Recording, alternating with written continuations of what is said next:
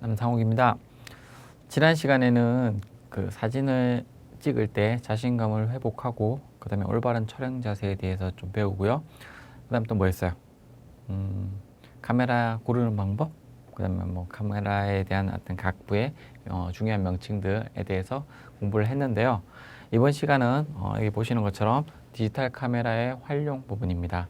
그래서 실제로 여러분들이 가지고 계신 카메라를 가지고 뭐 색상도 맞춰보고 조절해보고 밝기도 조절해보고 초점도 맞춰보고 뭐 하는 부분입니다. 그래서 어떻게 보면 여러분들이 가장 즐거워할 시간, 잘 재미있어할 시간일 것 같으니까 보시면서 여러분들 그 카메라를 같이 한번 활용 한번 해보십시오. 따라서 해보세요. 자, 그러면 오늘 배울 부분을 알려드리면 첫 번째 초점 맞추기입니다. 요즘 카메라들은 초점 굉장히 잘 맞는데 그래도 한번 중요한 부분이기 때문에 한번 점검하고 가겠습니다. 두 번째, 밝기 조절하기. 여러분들이 사진 배우시면서 가장 많이 하게 되는 게 아마 이 밝기 조절이 아닌가 싶어요. 그래서 우리도 해야겠죠. 근데 그 중에서도 어려운 방법 말고요. 오늘은 좀 쉬운 방법, 편안한 방법. 그러니까 밝기를 못 맞춰가지고 사진 찍는데 취미를 못 붙였어요. 이러면 이건 역효과죠. 그래서 아주 쉽게 밝기를 조절할 수 있는 방법에 대해서 알아보고요. 그리고 그 밝기 조절하는 거 이면에 있는 굉장히 밝기를 조절해야 되는 이유 뭐 이런 것들에 대해서 좀 알아보겠습니다. 그다음에 세 번째는 색상 조절하기입니다. 상황에 따라서 뭐 컨셉에 따라서 분위기를 내기 위해서 어떤 색깔을 넣는 경우들이 있죠. 이전에 우리가 흑백 사진을 가지고 사진을 찍을 때도요, 세피아톤 뭐 이런 식으로 조색을 했습니다. 그냥 색깔을 첨부했다는 얘기죠. 그래서 요즘 같은 경우에는 디지털 카메라에서 다양한 색상을 넣을 수 있게끔 아니면 뭐 조명에 의해서 들어갈 수 있게끔 조절이 되기 때문에요. 맞추는 방법과 넣는 방법에 대해서 한번 확인해 보고요. 그 다음에 네 번째 줌 렌즈의 활용하기인데요. 여러분들 현재 카메라에 장착되어 있는 그 줌 렌즈를 활용해 가지고 어떤 것들을 할 수 있고 어떤 표현들을 할 수 있는지에 대한 부분을 한번 확인해 보도록 하겠습니다. 그리고 마지막으로 전 시간에 잘 안 쓴다 그랬죠. 내장 플래시. 그 내장 플래시를 이거는 뭐 깊이 사용하는 것에 대해서 제가 알려드릴 건 아니고요. 일단 그 각 부의 각 모드에 대한 명칭, 그 다음에 그거를 활용하는 방법에 대해서만 좀 설명을 드릴게요. 우리가 간혹 사용하게 되더라도 아니면 사용하기 싫어가지고 끌 수도 있잖아요. 그런 부분들을 좀 알려드리려고 해요. 자, 그러면 들어가 보겠습니다. 요즘에 굉장히 많이 사용하고 계시죠? 이게 뭐예요? 네, 스마트폰이라고 그러죠? 저도 얼마 전에 이제 요거랑 똑같이 생긴 스마트폰으로 바꿨는데요. 자, 제가 질문을 한번 드려볼게요. 이것의 기능은 몇 가지나 있을까요? 이 스마트폰 안에는 어떤 기능들이 있을까요? 여러분들 핸드폰을 가지고 뭐 하시죠? 뭐 하죠? 뭐 예전 같은 경우에는 전화만 했죠. 그 시간이 좀 더 가다 보니까 뭐 문자가 개발이 됐죠. 그 다음에 메모도 할 수 있고요. 그 다음에 시계도 볼 수 있고요. 뭐 알람 기능도 되고요. 그 다음에 뭐 지도도 찾고 그 다음에 뭐 있을까요? 지금 제가 얘기한 거는 거의 빙산의 일각에 해당되는 부분이죠. 요즘에는 이 스마트폰 하나만 있으면요 못하는 게 없습니다. 오만 가지를 다 할 수 있습니다. 5만 가지를 다 할 수 있습니다. 그럼에도 불구하고 여러분들은 그 5만 가지를 다 활용하시나요? 그게 바로 제 세 번째 질문입니다. 실제로 이렇게 5만 가지를 다 활용하시는 분들은 그게 많지 않으실 거예요. 저 같은 경우에도 주로 하는 것들이 뭐 전화하고 뭐 문자 보내고 그 다음에 또 뭐 할까요? 좀 알람 하는 거 되게 제가 아침에 잘 못 일어나서 알람 맞추는 거 되게 중요하고요. 그 다음에 스케줄 관리는 잘 안 하는 것 같아요. 저는 이제 종이에 쓰는 걸 좋아해서 스케줄 관리는 잘 안 하고 뭐 가끔 게임 같은 거 뭐 우리 국민 게임 있죠? 뭐 갔다 왔다 하는 게임 뭐 그런 거 뭐 그런 것들 주로 좀 활용하는 것 같아요. 그리고 최근에는 이제 스마트폰으로 교체하면서 교통편에 대한 정보 뭐 그런 것들 인터넷, 이메일, 블로그 관리 뭐 이런 것도 조금씩 하는 것 같습니다. 자, 마찬가지로 카메라에도 굉장히 많은 기능들이 있습니다. 하지만 그 모든 기능들을 알아야 되는 건 아니죠. 그리고 저 역시 마찬가지로 그 기능을 다 알고 있는 건 아닙니다. 왜? 새로운 기술들이 계속 생겨나는데요. 물론 저희는 좀 연구해야 되는 입장이긴 하지만 맨날 쓰던 거 아니면 잘 안 쓰게 되더라고요. 그래서 우리가 사진을 찍을 때 꼭 필요한 것들 있죠. 중요한 것들. 그러니까 예를 들어서 자동차가 있으면 자동차에서 뭐 꼭 중요한 게 뭐가 있을까요? 뭐 엔진 뭐 이런 거 있죠. 만약 운전자가 중요한 거, 뭐 핸들을 돌리는 거, 뭐 왼쪽으로 갈까 오른쪽으로 갈까, 악셀레다를 밟을까, 뭐 브레이크를 밟을까 하는 거 이런 게 중요하겠죠. 그래서 카메라에 있는 그런 핵심적인 기능들만 가지고 한번 수업을 진행해 보겠습니다.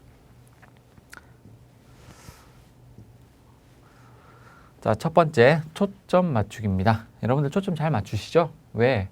요즘에 카메라들이요 워낙 훌륭합니다. 너무너무 이게 잘 나와가지고요. 내가 초점을 안 맞추고 싶어도 얘가 다 알아서 맞춰줘요. 그죠?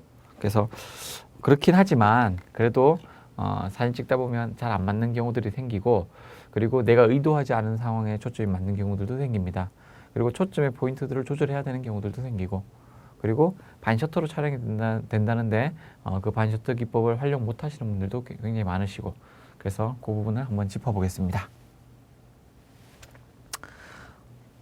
제가 방금 질문을 드렸죠. 잘 맞추신다 그랬죠. 자, 첫 번째 나오는 게 반셔터인데요. 이거 보이세요? 여기 지금 셔터를 누르고 있는 장면이거든요. 여기 아까 뭐라 그랬죠?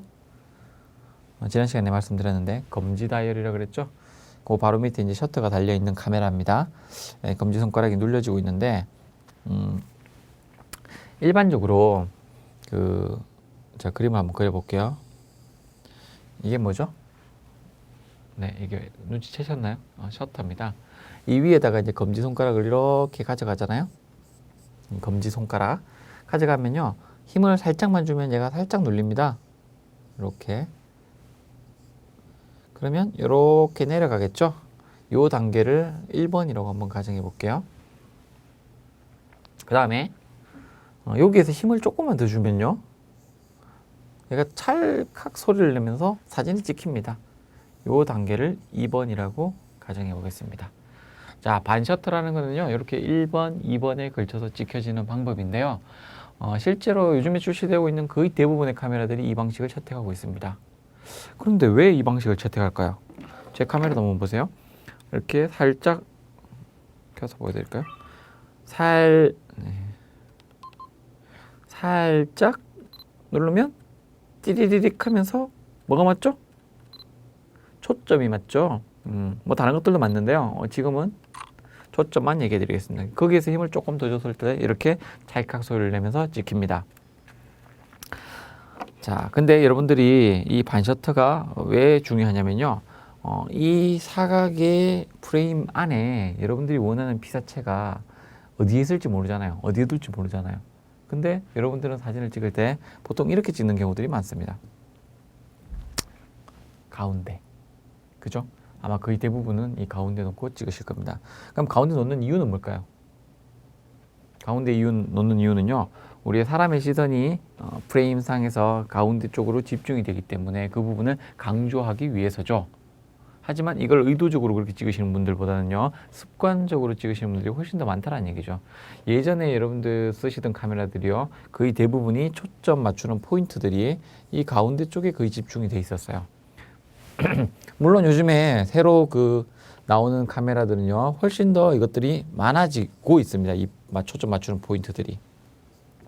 처음에는 1개였다가 3개였다가 5개였다가 7개였다가 요즘에는요, 뭐 한 50개씩 들어있는 것 같아요. 근데 피사체가 여기 있으면 어떻게 할 거예요? 이건 어떻게 초점 맞추실 거예요? 얘들이 여기 있으니까. 그죠?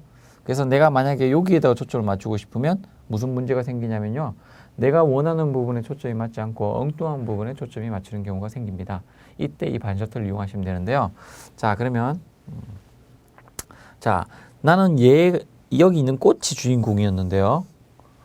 초점 맞추는 포인트가 여기 있다 보니까 뒤에 있는 잎사귀들이 초점이 맞고요. 앞에 있는 부분이 초점이 나갔죠. 뭐 흔히 아웃포커스 됐다고 얘기를 하시는데요.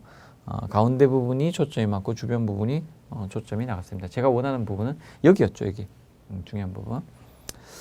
자, 이런 사진을 찍고 싶은 거죠. 이렇게. 잘 보이시죠? 자, 요걸 어떻게 하시냐면요. 아까 요거 기억나세요? 다시 한번 그려 드릴게요. 크게 그려 드릴게요.